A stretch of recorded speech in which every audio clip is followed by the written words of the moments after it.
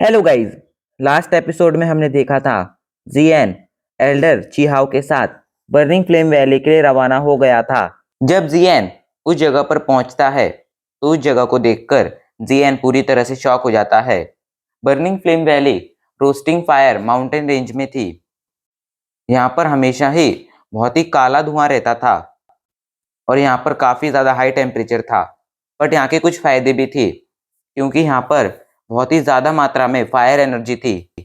ये सब देखकर जियान को लगा था बर्निंग फ्लेम वैली की हालत बहुत बुरी होगी, लेकिन जब वो बर्निंग फ्लेम वैली के अंदर एंटर करता है तो उसे पता चलता है कि बर्निंग फ्लेम वैली ने यहाँ पर तो अपना खुद का रियलम बना लिया है। अब आगे जियान एल्डर चीहाओ से कहता है, एल्डर चीहाओ, आपकी बर्निंग फ्लेम वैली लगता है बहुत पावरफुल है। आप लोगों ने तो इस जगह पर अपना खुद का रियलम बना लिया है। एल्डर चियाओ हंसने लगते हैं और कहते हैं, भाई जियन, ये कोई रियलम नहीं है। रियलम बनाने की एबिलिटी बस एक डाओशेंग लेवल के वॉरियर के पास होती है और हमारे पास भी अभी कोई डाओशेंग लेवल का वॉरियर नहीं है। जियन कहता है, फिर ये क्या है? तो एल्डर चिहाउ उसे बताते हैं, हमारे बर्निंग फ्लेम वैली में काफ़ी अलग तरह की फॉर्मेशन है और हमारे पास कई हाई लेवल के वॉरियर्स भी हैं। तो उन फॉर्मेशन और उन वॉरियर्स की मदद से ही हमने इस राख से भरे हुए माउंटेन को एक हरी भरी जगह में बदल दिया है। ये जानकर जियन चौंक गया था क्योंकि ऐसी एबिलिटी के बारे में उसने आज तक नहीं सुना था। एल्डर चिहाओ कहते हैं, जियन चलो, हम दिन भर इसी एंट्रेंस पर खड़े नहीं रह सकते हैं। अभी कुछ ही देर में ये एंट्रेंस बंद हो जाएगा। जियन फॉर्मेशन के बारे में जानकर आसपास फॉर्मेशन को ढूंढने लगता है, लेकिन उसे फॉर्मेशन दिखाई नहीं पड़ती है। जियन अपना हाथ आगे करता है और वहां मौजूद फायर एनर्जी को एब्जॉर्ब करता है, लेकिन वो ये देखकर चौंक गया था इस फायर एनर्जी के अंदर वायलेंस एनर्जी नहीं थी। ये फायर एनर्जी बाहर की फायर एनर्जी जितनी ही डेंस थी, पर इसके अंदर कोई खतरनाक या वायलेंट एनर्जी नहीं थी जिससे किसी वॉरियर को कोई नुकसान हो सके। ये फॉर्मेशंस गायब होकर यहाँ मौजूद फायर एनर्जी को प्यूरिफाई कर रही थी। एल्डर चीहाओ के साथ जियन उन सीढ़ियों पर आगे बढ़ने लगता है। सीढ़ियों के चारों तरफ हरा भरा जंगल था। अभी वो लोग आगे बढ़ ही रहे थे, तभी कुछ वॉरियर्स आकर उन्हें चारों तरफ से घेर लेते हैं। वो वॉरियर्स काफी चिंतित लग रहे थे, लेकिन जैसे ही वो एल्डर चीहाओ को देखते हैं वो राहत की सांस लेते हैं। उनके मन में एल्डर चीहाओ के लिए बहुत ज्यादा रिस्पेक्ट थी। जियन ध्यान से उन वॉरियर्स को देखता है। सभी के सभी बहुत ज्यादा पावरफुल थे और उनकी डोइकुई भी बहुत ही अच्छी थी। उन सभी ने लाल कलर के कपड़े पहन रखे थे। इसका साफ साफ यही मतलब था कि वो सभी बर्निंग फ्लेम वैली के डिसाइपल हैं। एल्डर चीहाओ उन सभी को देखने के बाद जियन की तरफ देखते हैं और कहते हैं, भाई जियन, मेरे पीछे आओ। ये कहकर एल्डर चीहाओ हवा में उड़ने लगते हैं और बर्निंग फ्लेम वैली के डीप रीजन में जाने लगते हैं। उनके पीछे पीछे जियन भी हवा में उड़ने लगता है और बर्निंग फ्लेम वैली के डीप रीजन में जाने लगता है। अभी वो डिसाइपल्स जो कुछ देर पहले शांत हुए थे, जियन को हवा में बिना किसी सहारे के उड़ता देख शॉक हो गए थे। सभी के मुंह से एक ही आवाज सुनाई पड़ती है, ये लड़का एक डाउजोंग लेवल का वॉरियर है, पर ये इतना ज्यादा यंग कैसे है? आखिर इतनी कम एज में ये लड़का डाउजोंग लेवल का वॉरियर कैसे बना? कहीं ऐसा तो नहीं है कि इस लड़के ने किसी खास टेक्निक से अपना भेष बदल लिया हो? तभी एक लड़की कहती है, मैंने सुना है पिल टावर में कुछ ऐसे एल्केमिस्ट हैं जो एक ऐसी पिल रिफाइन करते हैं जिसे खाकर हम अपनी एज से कई साल यंग लगते हैं। जरूर इस लड़के ने भी वही पिल खाई होगी, इसी वजह से ये बहुत यंग लग रहा है।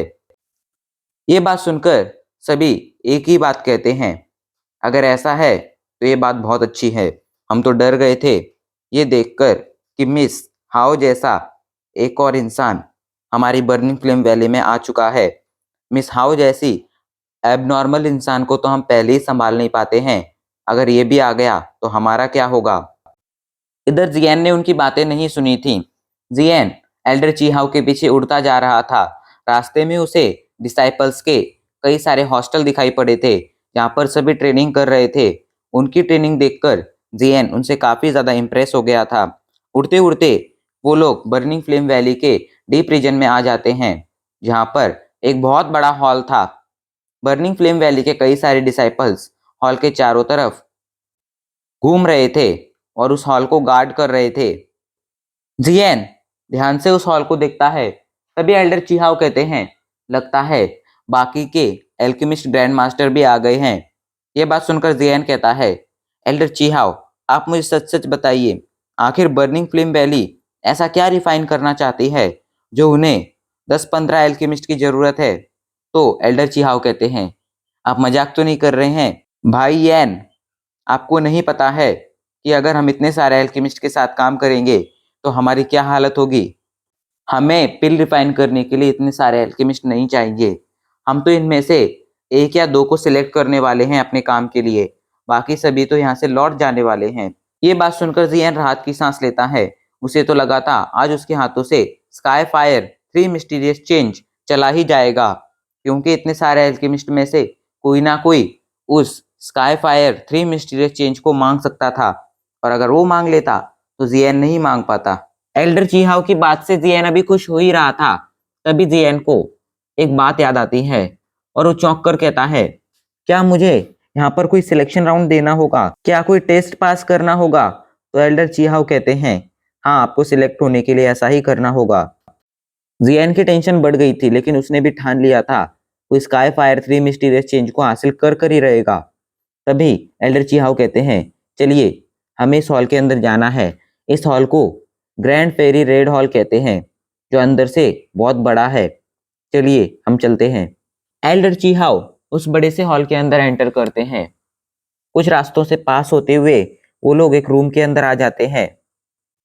यहाँ पर एक लीडर सीट थी और नीचे गेस्ट के बैठने के लिए जगह थी।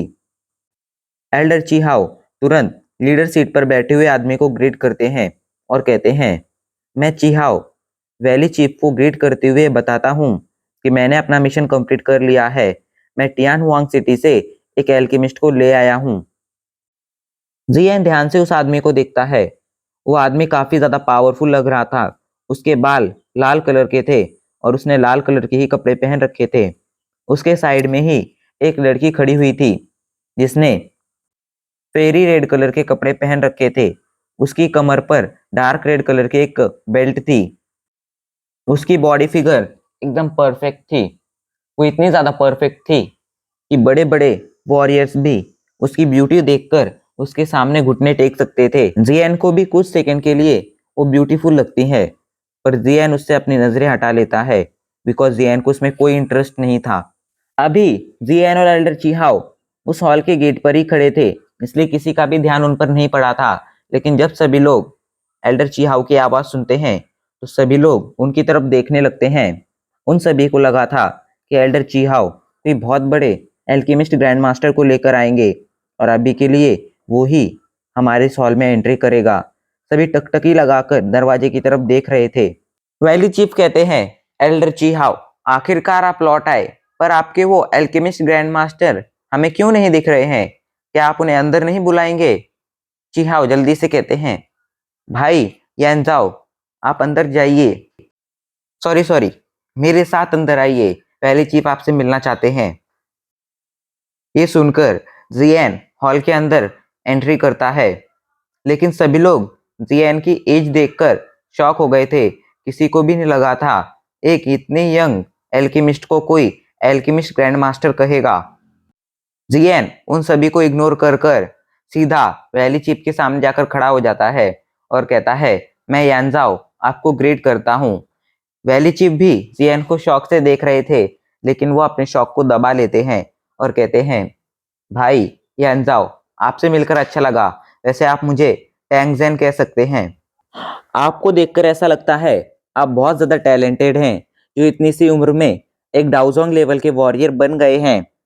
सभी लोगों को जियन के एल्केमिस्ट ग्रैंड मास्टर होने पर जितना बड़ा झटका नहीं लगा था, उससे 10 गुना ज्यादा बड़ा झटका अब लगता है, क्योंकि उन्होंने आज से पहले इतने यंग डाउजोंग लेवल के वॉरियर को नहीं देखा था।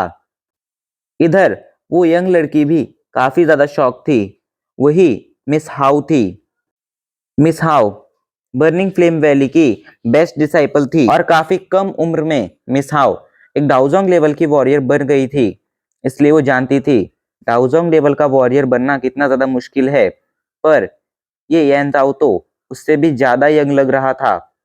फिर ये आखिर इतने कम एज में एक डाउजोंग लेवल का वॉरियर कैसे बना? उसके मन में अभी यही बातें चल रही थी। इधर जियन कहता है, आप मुझे बहुत ही ज्यादा रिस्पेक्ट दे रहे हैं वैली चीफ, लेकिन मैं बस थोड़ा ज्यादा लकी था, इसलिए मैं इतनी कम उम्र में इस लेवल पर पहुंच पाया हूँ। जियन ये जानकर शॉक हो गया था कि सामने वाले उस वैली चीफ ने एक ही नजर में जियन की पावर का साफ साफ अंदाजा लगा लिया था, जियन की पावर को पहचान लिया था। जियन अपनी एनर्जी से, अपनी स्पिरिचुअल स्ट्रेंथ से चेक करता है, पर उसे शॉकिंगली उस वैली चीफ का ऑरा नहीं दिखता है। जियन को टैंगजेन का ऑरा नहीं दिख रहा था और ये भी नहीं पता चल रहा था कि टैंगजेन किस लेवल का वॉरियर है। इस बात से जियन समझ गया था कि टैंगजेन वाइन लाइटनिंग पेविलियन के हेड लाई जुन जैसे भी ज्यादा पावरफुल है। अभी जियन मन में सोच ही रहा था, तब एक आदमी कहता है, एल्डर चिहाओ, शायद आपको कोई गलतफहमी हुई है। हमें एक डाउजोंग लेवल का वॉरियर नहीं चाहिए, हमें एक एल्केमिस्ट ग्रैंड मास्टर चाहिए। आप प्लीज मास्टर येन को उनकी जगह पर छोड़ आए। एल्डर चिहाओ उस आदमी की तरफ देखते हैं। ये आदमी कोई और नहीं था, बल्कि था एल्केमिस्ट मू, जो एक ग्रेड 6 का एल्केमिस्ट है और अगले कुछ ही सालों में ये ग्रेड 7 पर पहुंच जाएगा। इसलिए अभी के लिए बहुत ज्यादा घमंडी है। चिहाओ उसे कुछ नहीं कहते हैं, बस उसे एक रिप्लाई देते हैं, भाई यैन बहुत ही ज्यादा टैलेंटेड है और वो एक एल्केमिस्ट भी हैं। वो भी कोई नॉर्मल एल्केमिस्ट नहीं, बल्कि एक एल्केमिस्ट ग्रैंड मास्टर। पूरे सेंट्रल प्लेन में एल्केमिस्ट ग्रैंड मास्टर उन्हें कहा जाता था जो एक ग्रेड 7 और ग्रेड 6 की पिल रिफाइन कर पाते थे, और जो ग्रेड 8 की पिल रिफाइन कर लेते थे उन्हें एल्केमिस्ट गुरु कहा जाता था। जब वेरी चीफ ये बात सुनते हैं तो वो समझ जाते हैं कि बात बहुत ज्यादा सीरियस है, और वो बात को आगे ना बढ़ाते हुए जियन से कहते हैं, एल्केमिस्ट येन, आप काफी ज्यादा टैलेंटेड हैं। इतनी सी उम्र में आप एक एल्केमिस्ट ग्रैंड मास्टर बन गए और साथ ही साथ एक डाउजोंग लेवल के वॉरियर भी बन गए। ये कोई छोटी बात नहीं है। हमें आपके टैलेंट की बहुत कद्र है। अभी थोड़ी देर में हमारा टेस्ट शुरू होने वाला है, तब तक आप अपने लिए एक सीट ढूंढ कर बैठ जाइए। आप जैसे पावरफुल और इंटेलिजेंट वॉरियर की हमें हमेशा तलाश रहती है। आप मेरी बेटी से भी ज्यादा टैलेंटेड हैं। ये बात जैसे ही मिस हाउ के कान में पड़ती है, वो इस बात से डिससेटिस्फाई लगने लगती है, क्योंकि आज तक उसके सामने ऐसा कोई आया ही नहीं था जो उसका मुकाबला कर सके। जियन वैली चीफ की बात मानता है और एल्डर चिहाओ के साइड में ही जाकर बैठ जाता है, ताकि वो उनसे बर्निंग फ्लेम वैली के बारे में और इंफॉर्मेशन निकाल सके।